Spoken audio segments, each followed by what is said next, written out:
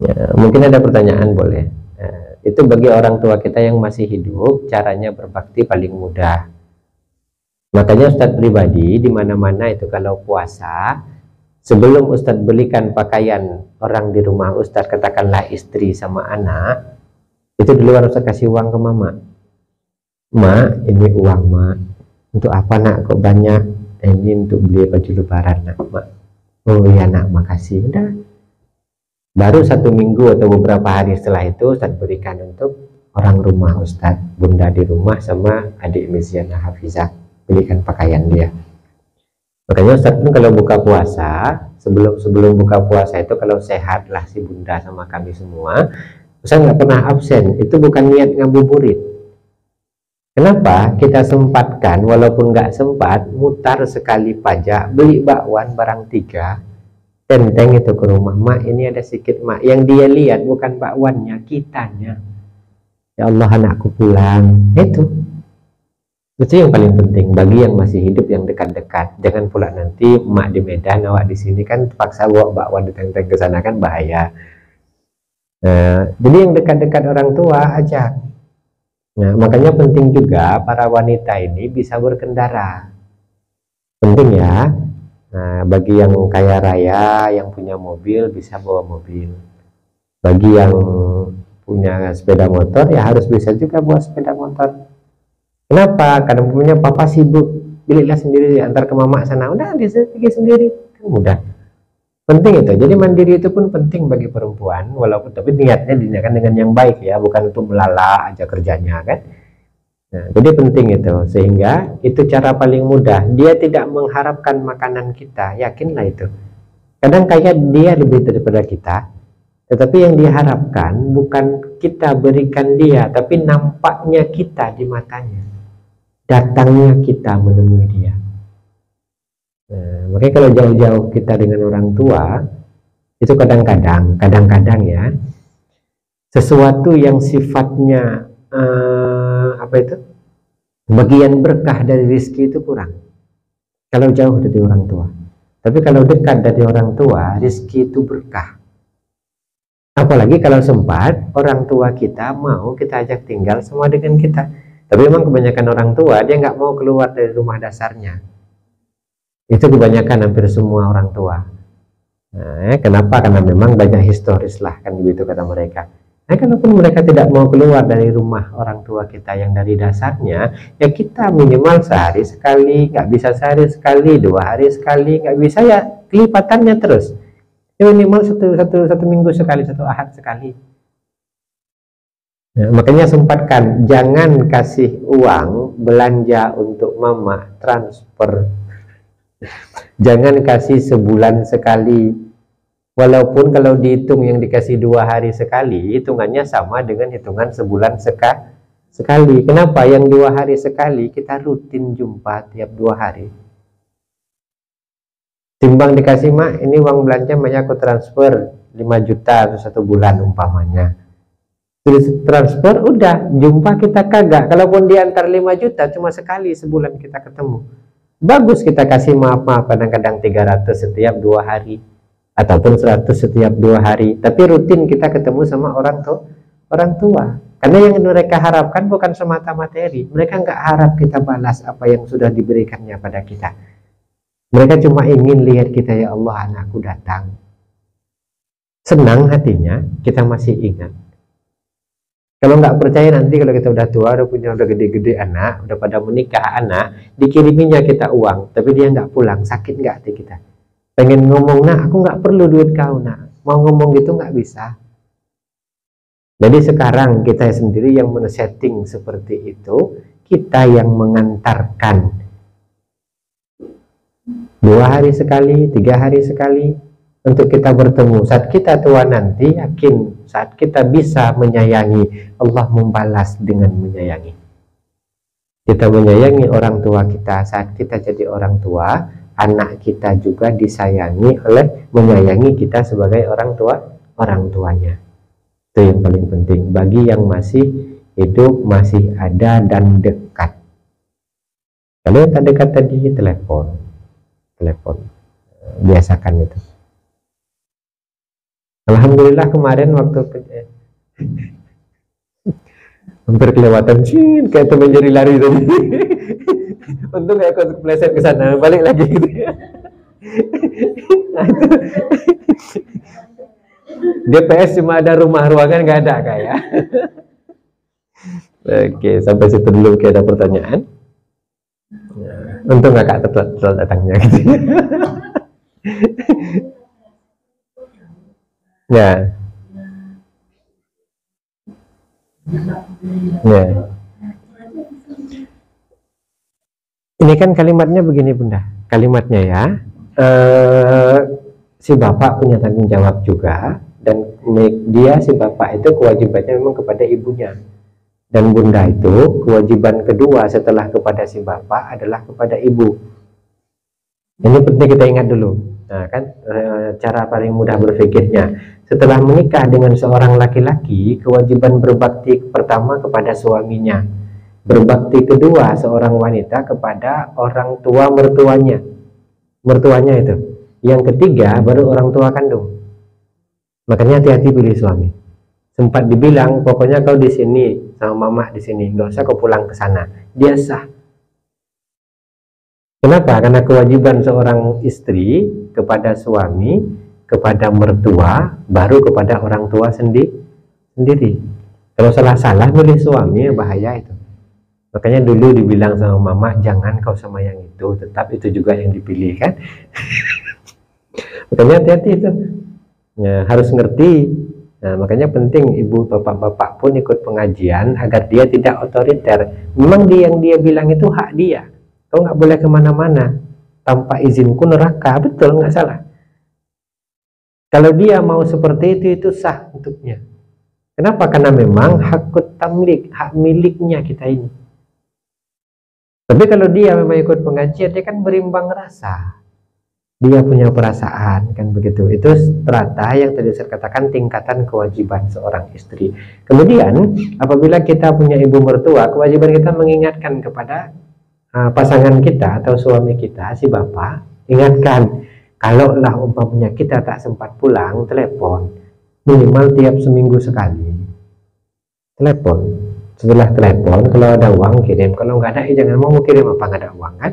Kirim kartu pos doang ngapain kan gitu. Nah, kirim ya, jadi yang penting apa, dia dengarlah suara kita. Nah, dan kalau memang sedang dapat rezeki itu pulang, kalau sedang ada dapat rezeki. Kenapa? Karena Ustadz pribadi pernah jauh di rantau orang sampai lupa Ustadz gimana cantiknya wajah mama Ustadz tuh. Segitu lamanya Ustadz pergi udah lupa Ustadz, sampai sempat dinujuhin awak sekali gitu. Saking lupa, udah lupa Ustadz. Tapi begitu pas, kenapa? Dulu kan belum ada yang namanya HP kamera, awak bisa nengok di kamera. Di HP enggak. Nah, nggak bisa video call. Nggak mungkin pakai gelepak tuh gini kan, halo gitu. Nggak mungkin. Pakai sabur kelapa yang agak-agak bengkok taruhkan di sini kan nggak mungkin gitu kan. Makanya kalau memang sempat ada waktu, ada rezeki luas, pulang. Nggak bisa setahun sekali, 2 tahun sekali, nggak bisa 2 tahun sekali, 3 tahun sekali, minimal sebelum dia berpulang ke rahmatullah pulang. Niatkan saja, ya Allah, berikan hamba rizki, hamba ingin melihat orang tua hamba di kampung halaman. Yakin pasti Allah kabulkan. Kenapa? Karena menyenangkan hati orang tua.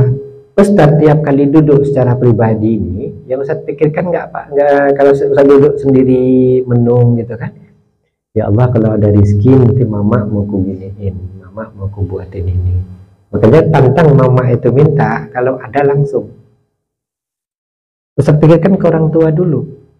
Setelah kita berpikir kepada orang tua, yang mikirin kita siapa? Allah yang mikir kita, nggak kita lagi. Tanggung jawab. Nah, pantang adik telepon, bang, mama minta ini, udah nanti abang ke rumah, gitu aja udah. Nah, supaya nggak bisa ke rumah, perlu sekarang bang, ya udah abang kirim sekarang uangnya sama adik, nanti abang ke rumah juga, itu aja. Masih hidup adiknya sekarang, masih hidup mamanya sekarang, itu di rumah sekarang. Nah, begitu caranya. Begitu juga dengan mertua, Ustadz pribadi. Butuh apa-apa mertua, ya kita yang ngasih. Cuma ngadu dia. Kadang kalimatnya begini mertua kita kan karena sopan, ya kan? bilang sama istri, coba tanya sama abang, ada sebentar uang mau pinjam, umpamanya mau buat entah apa gitu kan. Itu kan kalimat sopan orang tua. Lah kita yang memang udah tahu disopanin segitu sopannya, dia anak dikasihnya ke kita, nimbang uang dia minta pinjam, berotak nggak kita kalau kita pinjamin? Ini kalimat loh.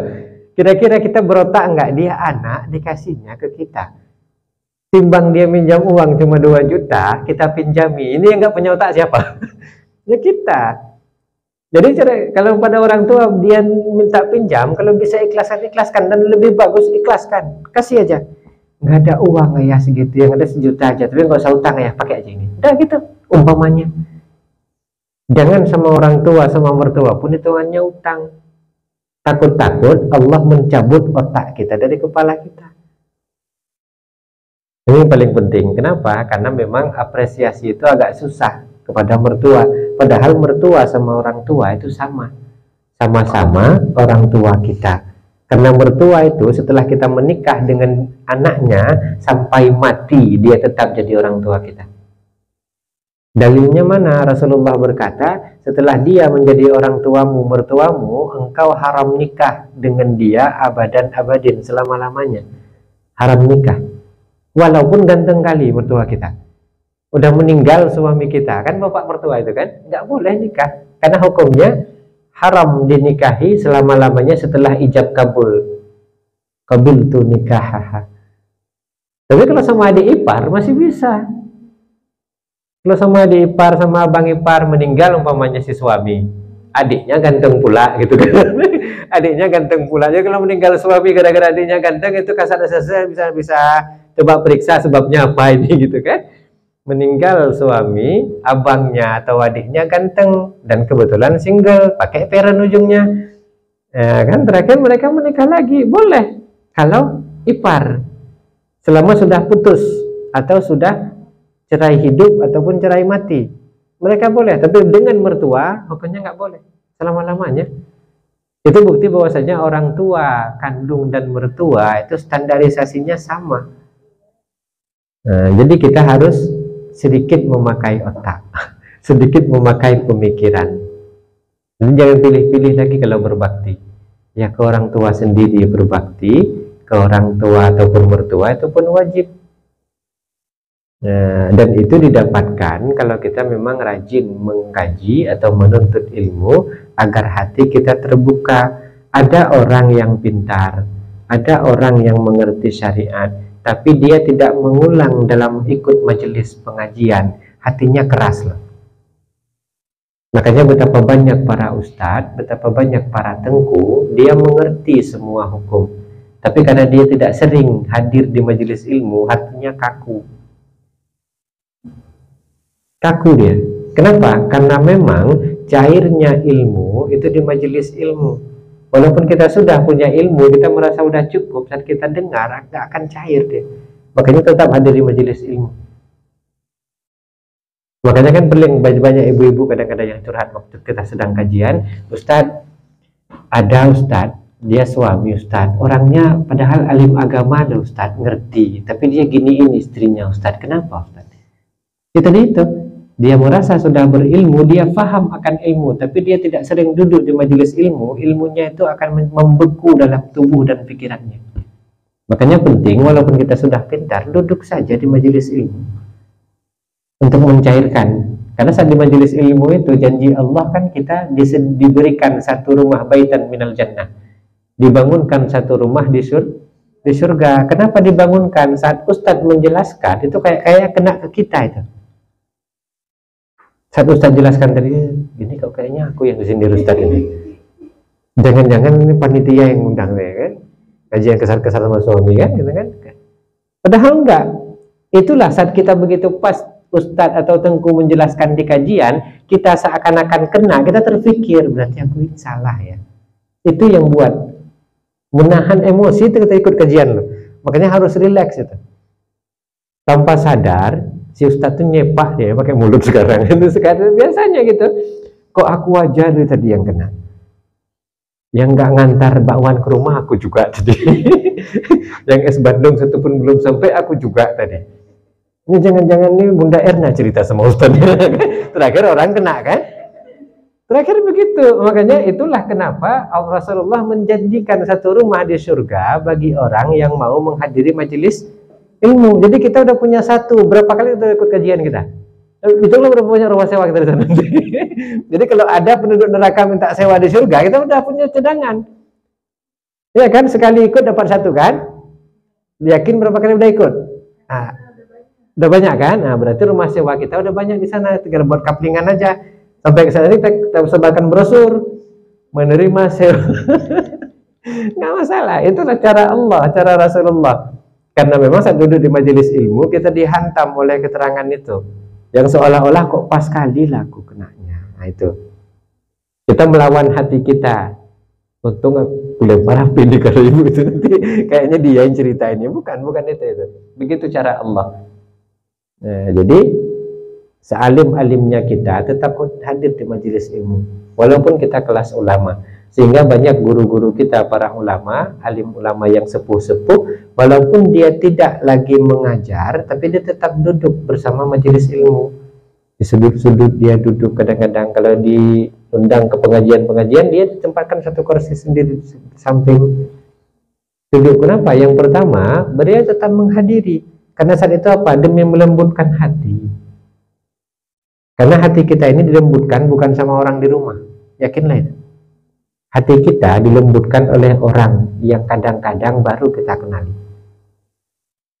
Sehingga banyak yang hijrah dari dulunya bergajul, ngerti bergajul kan? Gara-gara ditegur preman. Ada. Gara-gara ditegur harlan. Ada. Negornya pun bukan baik-baik. Main-main awak ke pasar, main-main awak ke pajak, baju ketat, apa katanya? Hai musak barang. Didengar sama anak kita, mama dikatain sama orang itu. Terakhir apa kata hati kita? Dia pulain aku, malu kita gara-gara hinaan dia, didengar anak kita. Pas kita lihat di kaca, benar, musak memang barang. Terakhir kita berubah. Yang negur kita siapa? Bukan orang alim, tapi preman pasar. Karena kita tidak pakai pakaian syariat. Nah, jadi jangan harapkan kita ditegur cuma oleh orang-orang baik. Kadang gaya Allah tegur sesuai dengan tipikal alam kepribadian kita. Kalau dunia kita, dunia bergajul, dunia agak-agak rusak, yang negur kita itu bukan ulama. Tapi orang itu juga, tinggal kita bisa mikir atau tidak. Betapa banyak kita yang hijrah bukan karena kita ikut pengajian. Tapi jauh sebelum kita ikut pengajian, ada satu kejadian di hidup kita yang maksa kita untuk mendekat pada Allah. Beda-beda itu. Beda-beda. Ada yang karena terlalu banyak masalah, terakhir cari jalan keluar. Ada yang kadang-kadang karena kesuntukan. Karena suntuk, pertama cuma ikut-ikut biasa, terakhir keenaan, malah alhamdulillah jadi hijrah. Ada yang karena dihantam oleh musibah yang sangat besar, dia hijrah. Ada. Makanya kita termasuk golongan yang mana? Golongan yang Allah beri hidayah setelah Allah tegur, atau golongan yang Allah beri hidayah sebelum Allah tegur, dan insya Allah tak akan ditegurnya. Nah, jadi jangan tunggu orang negur. Jadi penting itu ya, sepintar apapun kita, sehebat apapun cara kita berpikir, tetap hadiri majelis-majelis ilmu agar ada kelembutan di hati kita. Sampai situ dulu mungkin ada pertanyaan.